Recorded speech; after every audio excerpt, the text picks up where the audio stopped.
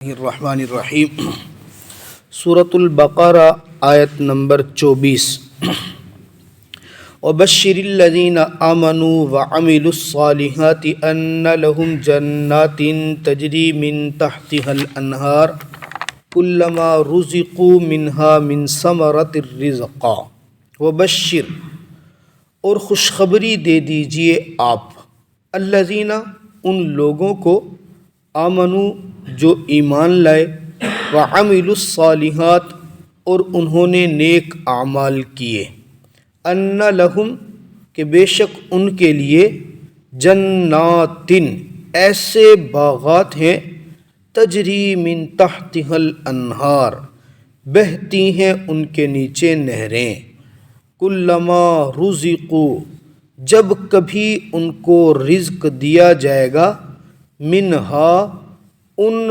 باغوں سے من ثمرۃ پھلوں کی صورت میں رزقاً رزق بنا کر قالو تو وہ کہیں گے ھذا الذی رزقنا یہ تو وہ ہے جو ہمیں رزق دیا گیا تھا من قبل اس سے پہلے وَأُتُوا بِهِ مُتَشَابِهًا اور وہ دیے جائیں گے اس میں ملتے جلتے وَلَهُمْ فِيهَا اور ان کے لیے ان باغوں میں ازواج مطہرہ پاکیزہ بیویاں ہوں گی وہم فیہا خالدون اور وہ اس میں ہمیشہ ہمیشہ رہیں گے۔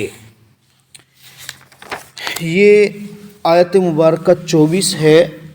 اللہ رب العزت نے اس سے پہلے مخلصین، منافقین، کفار تینوں طبقوں کا ذکر کر کے اپنی وحدانیت کی دعوت دی، اور وہ لوگ جو قرآن پاک کے اندر نقص اور عیب نکالتے تھے اللہ نے ان کو چیلنج بھی کر دیا، فَأْتُوا بِسُورَةٍ مِّن مِّثْلِهِ لا کے دکھا دو۔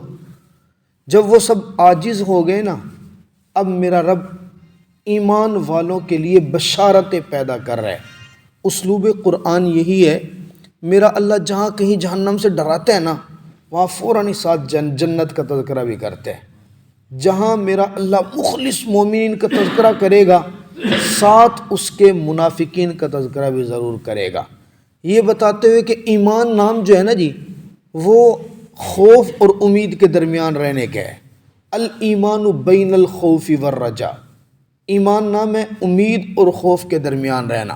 ڈر پیدا ہو اس کے لیے جہنم میرا اللہ ذکر کرتے ہیں، اور امید پیدا ہو اس کے لیے جنت ذکر کرتے ہیں۔ اور جنت چیز ہی ایسی ہے، اگر جنت کی صفات ذکر کی جائیں تو اچھے سے اچھے نہیں، بوڑھے سے بوڑھے بندے کے دل میں بھی میرا اللہ ایک امنگ پیدا کر دیتا ہے۔ جو کہے نا جی، جیسے اب چاچا ربو کہہ رہا ہے کہ میں نے شادی نہیں کرانی، لیکن اگر حوروں کا تذکرہ ہو جائے تو یہ بھی کہے گا نہیں میں کوئی 72 چاہیے دیا ہک نل گزارا نہیں۔ جنت ایسی چیز، اللہ نے آپ علیہ الصلوۃ والسلام نے جنت کا تذکرہ کرتے ہوئے تو ایک جملہ، جنت کیا ہے؟ لا عین رأت ولا اذن سمعت ولا علی خطر علی قلب بشر۔ جنت ایسی چیز ہے، نہ کسی آنکھ نے اسے دیکھا ہے، نہ کوئی کان اسے سن سکتا ہے، اور نہ ہی کسی کے دل میں وہ کھٹک سکتی ہے۔ صرف تھوڑا سا جھلکیاں میرا اللہ قرآن پاک میں اور حدیث مبارکہ میں دکھاتا ہے۔ نیک اعمال جنہوں نے کیا ہے، اللہ فرماتے ہیں ان کو خوشخبری دو، بشر الذین آمنوا۔ یہ سب سے پہلی بات، خوشخبری ان لوگوں کے لیے آمنو جن کا عقیدہ ٹھیک ہو۔ بنیادی چیز عقیدے کا ٹھیک ہونا ہے۔ وعملوا الصالحات، اس کے بعد نیک اعمال کرنے والا ہو۔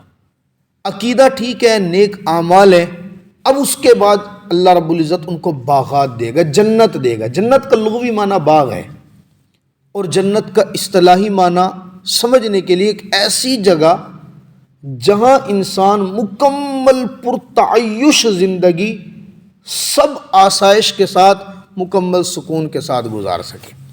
انسان محنت کرتا ہے، کماتا ہے، کمانے کے بعد جب کمائی سے تھک جائے نا اور جیب میں پیسے بھی ہوں تو اس کا دل چاہتا ہے کہ میں کوئی پرسکون جگہ تلاش کروں۔ یہاں بھی لوگ پھر سیر و تفریح کے لیے ناران کاغان نکلتے ہیں۔ ان جگہوں کو اگر آپ دیکھیں کیا ہوتا ہے، وہاں پہ نہریں ہوں گی، آبشاریں ہوں گی، گھنے درخت ہوں گے، پرسکون جگہ ہوں گی۔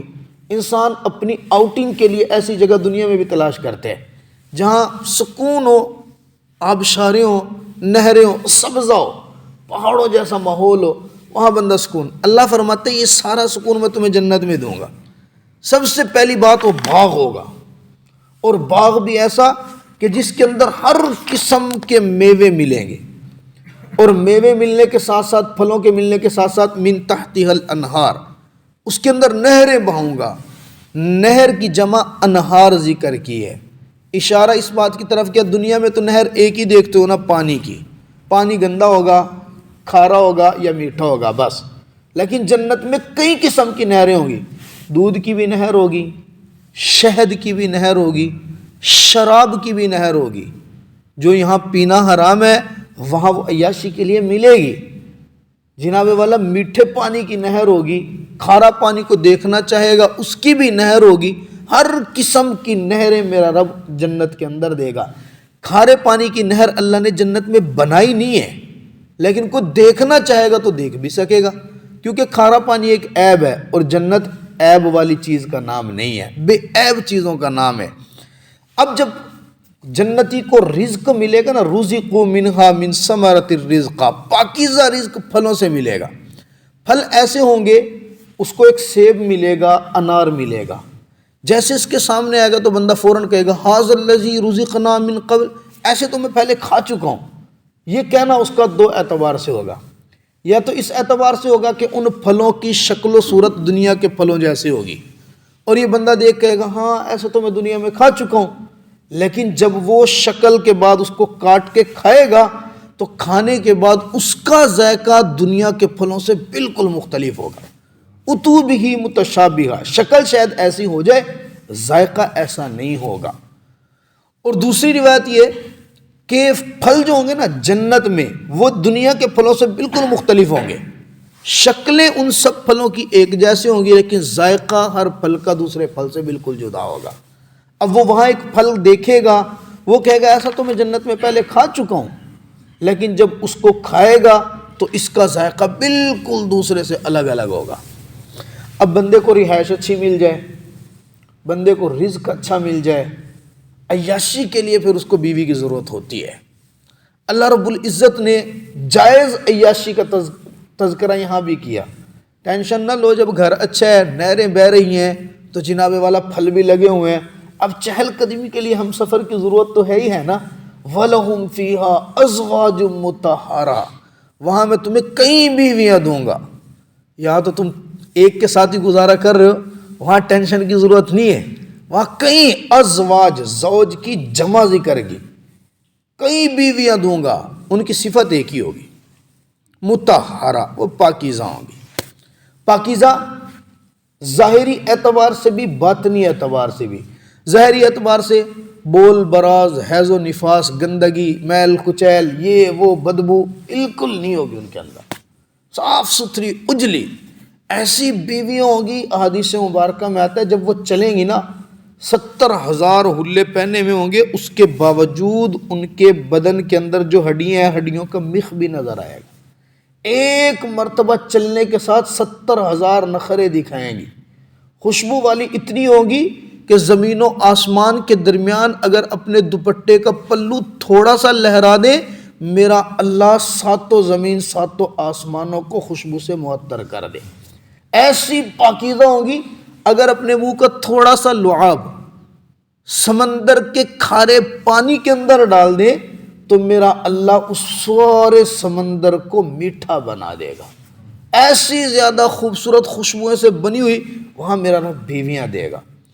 اچھا، دنیا کے اندر بندے کو نعمتیں مل جائیں نا، گھر اچھا مل جائے، رزق اچھا مل جائے، ہم سفر اچھا مل جائے، ساری نعمتیں ہو، کوئی پریشانی نہ ہو، ایک دھچکا پھر بھی لگا رہتا ہے، کہیں اللہ نہ کرے میرے سے کوئی نافرمانی ہو جائے، یہ سارا کچھ چھین نہ جائے، کہیں کوئی ایسی غلطی نہ ہو جائے کہ یہ سارا رزق ختم نہ ہو جائے۔ اچھا، یہ بھی دھچکا اگر کسی کو نہیں ہے نا، تو یہ تو ہے ہی ہے نا، بالآخر ایک دن یہ محل چھوڑ کے جانا ہے، ایک دن تو پھر میں نے دنیا چھوڑنی ہے نا جی، مرنا تو ہے ہی ہے۔ اللہ نے وہاں یہ ساری پریشانیاں ختم کیا، گھر بھی اچھا، خوراک بھی اچھی، رہائش بھی اچھی، بیویاں بھی اچھی، اور اگلا جو دھچکا ہے نا کہ بالآخر ایک دن مرنا ہے، وہ خدشہ بھی ختم۔ وَهُمْ فِيهَا خَالِدُونَ، ٹینشن کی لوڑ ہی نہیں ہے. اب یہاں رہو تو خوب مزے کرو, ہمیشہ ہمیشہ رہنا ہے. دو باتیں بندے کو زندگی میں پریشان کرتی ہیں زیادہ. نمبر ایک, جوانی ختم ہو جائے گی, بڑھاپا آ جائے گا تو ہاں یہ وہ شروع ہو جائے گی, صحت کا مسئلہ. دوسرا مسئلہ فنا ہونا. یار آخر بالآخر موت ہے نا جی, موت تو اٹل ہے. یہ دونوں چیزیں میرے رب نے جنت میں رکھی نہیں ہیں. نمبر ایک, وہاں بڑھاپا ہے ہی نہیں, وہاں ہر بندہ جوان ہوگا, کڑیل جوان. اسی لیے تو 72 حوریں ملیں گی.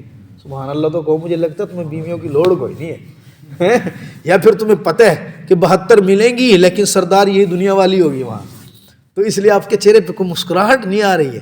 اور دوسری پریشانی بڑھاپے کے ساتھ, یعنی ایک تو وہاں بڑھاپا نہیں ہوگا, جوانی ہے. دوسرا وہاں موت کا تذکرہ ہی نہیں ہے. یعنی ایک وقت ایسا آئے گا اللہ سارے جنتیوں کو بلائے گا, سب کا جب حساب کتاب ہوگا سب کو دکھا کے کہے گا جو موت جس سے تم دنیا میں ڈرتے تھے نا, اس موت کو مینڈے کی شکل کے اندر بنا کے اس کو بھی ذبح کر دیا جائے گا. یہ تھی وہ موت جو تمہارے اوپر آتی تھی. آج کے بعد کسی کے اوپر کوئی موت نہیں آئے گی. اللہ تعالیٰ مجھے اور آپ کو جنت عطا فرما دے, جنتیوں والے اعمال کرنے کی توفیق عطا فرما دے. اللہم صلی علی محمد وعلی آل محمد کما صلیت علی ابراہیم وعلی آل ابراہیم انک حمید مجید. ربنا لا تزغ قلوبنا بعد إذ هديتنا وهب لنا من لدنك رحمة إنك أنت الوهاب. یا قاضی الحاجات, یا دافع البلیات, یا شافع الامراض, یا حل المشکلات, یا مجیب الدعوات, یا ارحم الراحمین, یا ارحم الراحمین, یا ارحم الراحمین. یا اللہ, یا رحمان, یا رحیم, یا کریم. اللہ ہم سب کے صغیرہ کبیرہ گناہوں کو معاف فرما.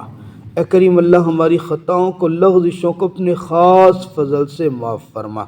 اللہ اپنی محبت, اپنا تعلق, اپنا قرب نصیب فرما. اللہ اپنی رضا والی زندگی گزارنے کی توفیق عطا فرما دے.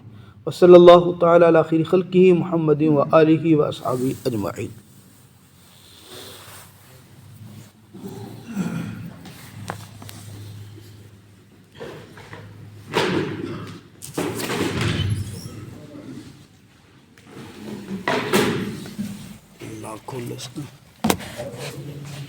میں دیکھ لوں گھر